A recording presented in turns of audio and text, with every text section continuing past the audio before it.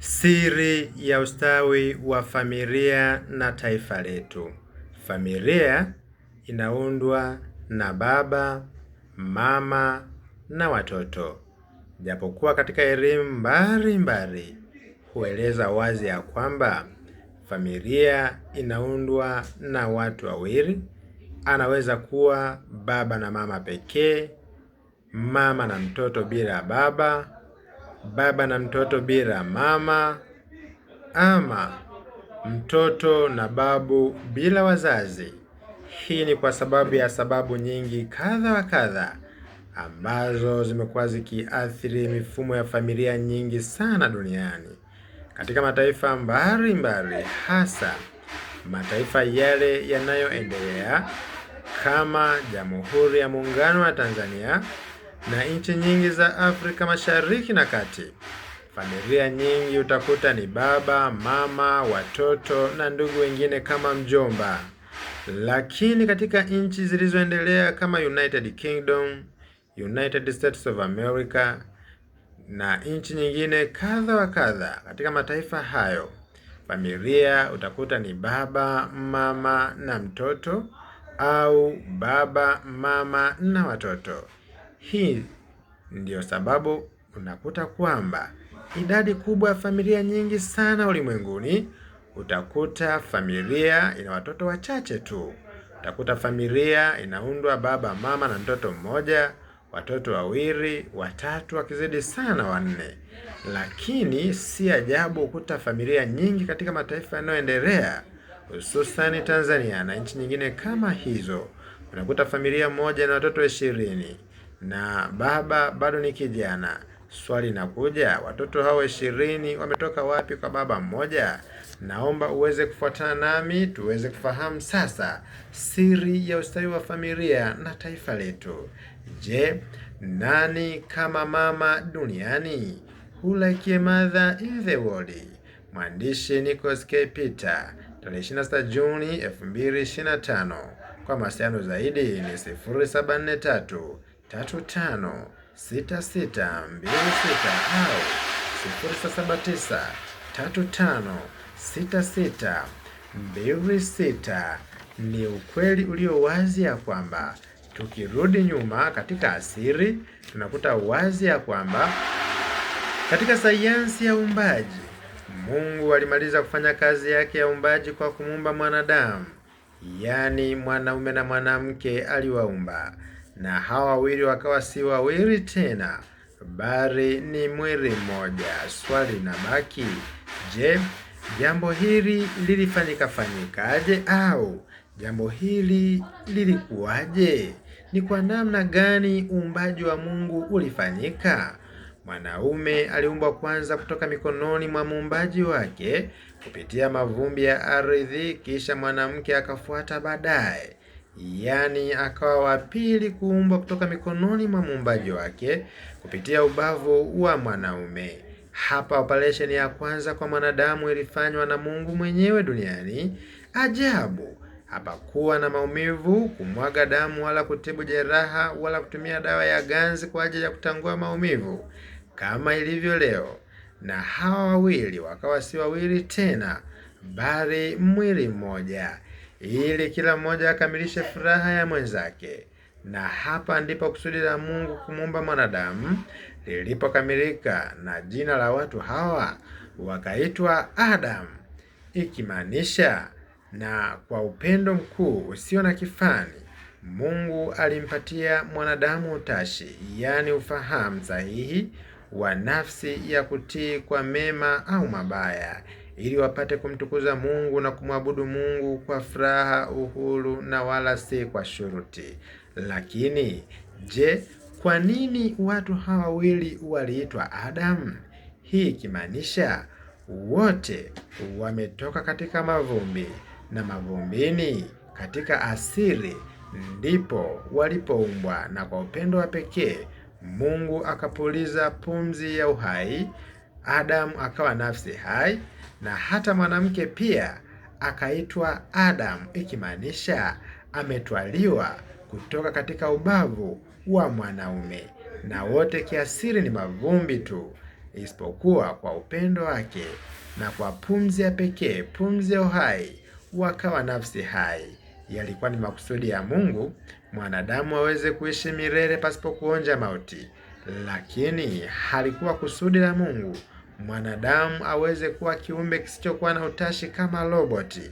Hapana, bali aweze kumtukuza na kumwabudu Mungu kwa uhuru na wala si kwa shurti, na hivyo alimpatia utashi, yani ufahamu sahihi wa nafsi ya kutii kwa mema au mabaya, ili wapate kumtukuza Mungu na kumwabudu Mungu kwa furaha, uhuru na wala si kwa shurti.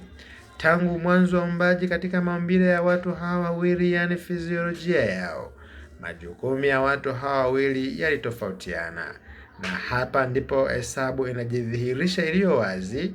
X kujumlisha y sawasawa na mwanadamu, yani sawasawa na 1 jumlisha 1, ambayo ni sawasawa na 1, yani mwili mmoja. Hii ni hesabu ya pekee iliyo sahihi duniani, nayo hutumika kwa wanandoa tu, yani mwanaume anapoungana na mwanamke katika taasisi ya Mungu ya ndoa huitwa mwili mmoja. Katika majukumu ya kukamilisha familia kiasili, wawili hao wapendwa walitofautishwa. Mwanaume alipewa nafasi kubwa ya kuwa na mbegu za uzazi, ambaye anatakiwa azitoe na kumpatia mwanamke kwa njia ya muungano wa ndoa, yani kujamiana. Hali kadhalika na mwanamke naye alipewa nafasi kubwa ya kuwa na mayai ya uzazi yanayopaswa kurutubishwa na mbegu za mwanaume wakati wa kujamiana, yani kufanya tendo la ndoa, ili kuruhusu uumbaji wa kiumbe kipya kutokea, yani mtoto ambaye anatokea duniani, ambaye atapitia hatua zote za ukuaji, yani tangu tumboni mwa mama yake hadi kuzaliwa, kukua na kuwa mtu mzima. Na mtu huyu anapofikia umri wa utu uzima, ili kukamilisha kusudi la Mungu la uumbaji na kuendeleza taasisi hii nzuri ya ndoa ambayo mwanadamu alipewa, na yeye mwenyewe itampasa kutafuta mwenzi wake wa kufanana naye na kuungana naye, yani kuoa. Na kwa njia hii ya muungano huu wa ndoa, watu hawa wawili wanakuwa si wawili tena, bali wanakuwa ni mwili mmoja. Kwa kielelezo hiki tunapata ufahamu kwamba Mungu alipounganisha ndoa ya kwanza na kuwabariki, alisema, zaeni mkaongezeke mkaijaze dunia na kuitisha.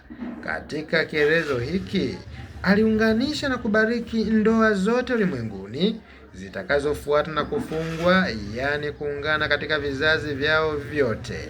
Hata leo hii ikiwa wanandoa wanaungana, inawapaswa wadumu kusimama katika misingi ya ndoa iliyoanzishwa na Mungu muumbaji wa mbingu na nchi na bahari na vyote vilivyomo. Hapa mibaraka tele imeahidiwa na wale wote watakaoamini na kutii katika taasisi hii kwa uaminifu. Hakika ndoa yao itadumu na kuwa yenye baraka na furaha na amani, na hapa ndipo kusudi la Mungu, hasa la Mungu kumuumba mwanadamu, hutimia. Kumbukumbu za maandiko matakatifu huturudisha nyuma na kutuambia kuwa baada ya kukamilika kwa muungano wa taasisi hii ya ndoa ulimwenguni, ndipo uumbaji wa Mungu ulipokamilika pia. Hata Mungu mwenyewe akaifurahia kazi ya mikono yake aliyoifanya katika bustani nzuri ya Edeni. Mwandishi mwanahistoria wa kwanza, mjumbe wa Mungu, Nabii Musa, akiongozwa na Roho wa Bwana kwa yale aliyoyaona, aliandika akasema, natazama kila kitu alichokifanya Bwana ni chema sana. Katika ulimwengu wa kale, yani kabla ya gharika, inaaminika kuwa ulimwengu wakati ule hadi kufikia karne ya 11 KK ulikuwa na idadi kubwa ya watu, wengi zaidi ya ulimwengu tulio nao hii leo, yani yapata bilioni 12 kuliko idadi ya watu iliyopo duniani kote hii leo, ambapo ulimwengu wetu sasa unakadiria kuwa na watu yapata bilioni 7 tu. Na hapa wakazi wa dunia ya leo huona kuwa kuna wimbi kubwa sana la ongezeko la watu duniani, hata udiriki kuweka sera ya hati punguzo kwa njia ya uzazi wa mpango, yani depopulation policy.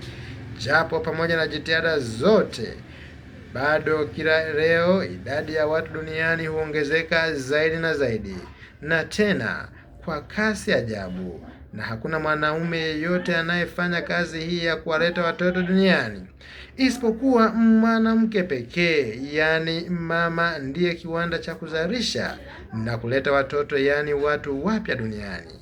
Hakika huu ni muujiza mkuu wa Mungu, jinsi mwanadamu anavyopatikana hii leo kupitia katika muungano wa ndoa, yaani x jumlisha y sawasawa na 1 ambayo ni sawasawa na 1, na kwa njia hii au kwa hesabu hii hufanyika na kuwa mwili moja. Hii ndiyo kusema pasipo mama ulimwengu pia haupo.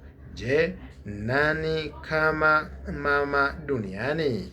Basi fuatana nami katika somo hili katika kipengele kinachofuata, yaani ushuhuda wa mama duniani ni mkuu sana. Kwa mawasiliano zaidi unaweza kuwasiliana nami kwa simu namba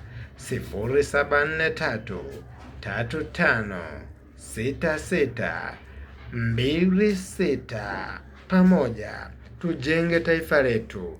Nyote mnakaribishwa.